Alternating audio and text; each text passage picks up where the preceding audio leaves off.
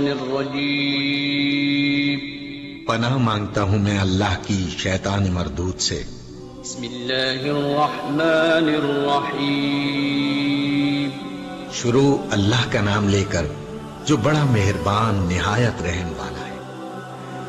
وَلِلَّهِ الْمَشْرِقُ وَالْمَغْرِبُ فَأَيْنَمَا تُوَلُّوا فَثَمَّ وَجْهُ اللَّهِ إِنَّ اللَّهَ وَاسِعٌ عَلِيمٌ۔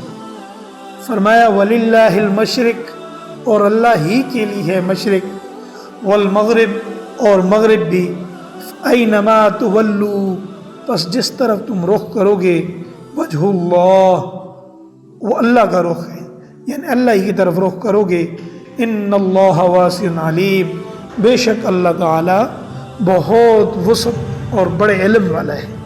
وقالوا اتخذ اللہ ولدا، اور یہ لوگ وقالوا، اور یہ کہتے ہیں اتخذ اللہ، اتخذ کہتے ہیں بنانا، یہ لوگ کہتے ہیں کہ اللہ نے بنا لیا ولدن، کوئی بیٹا، سبحانہ، حالانکہ اس کی ذات اس قسم کے عیبوں سے پاک ہے۔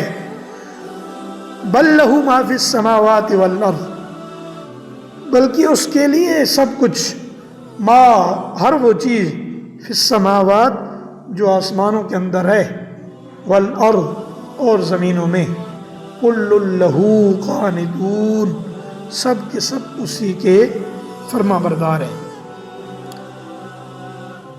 تو اس کے اندر جو میں فرمایا سبحانہ کہ وہ تمام عیوب سے پاک ہے۔ اب اس کے اندر بنیادی طور پر کیا چیز نازل ہوئی کہ یہ اولاد کا ہونا یہ ایک عیب ہے، یعنی انسان کمزور ہوتا ہے، اس کو اولاد کی ضرورت ہوتی ہے۔ تو اوپر جن تین گروہوں کا ذکر ہوا، ان کے درمیان ایک اختلاف قبلے کا تھا۔ اہل کتاب بیت المقدس کی طرف رخ کرتے، مشرکین بیت اللہ کو قبلہ سمجھتے، مسلمان بھی اس کی طرف رخ کر کے نماز پڑھتے۔ یہ بات یہودیوں کو ناگوار تھی۔ ایک مختصر عرصے کے لیے مسلمانوں کو بیت المقدس کی طرف رخ کرنے کا حکم دیا گیا تو یہودیوں نے بڑی خوشی کا اظہار کیا کہ دیکھو مسلمان ہماری بات ماننے پر مجبور ہو گئے۔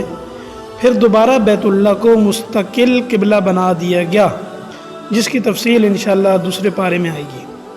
اچھا، یہ ایت بظاہر اس موقع پر نازل ہوئی جب مسلمان بیت المقدس کی طرف رخ کر کے نماز پڑھ رہے تھے۔ بتلانا یہ مقصود ہے کوئی بھی سمت اپنی ذات میں کسی تقدس کی حامل نہیں۔ مشرق و مغرب سب اللہ کی مخلوق ہیں، اسی کی تابع اور فرمان ہیں۔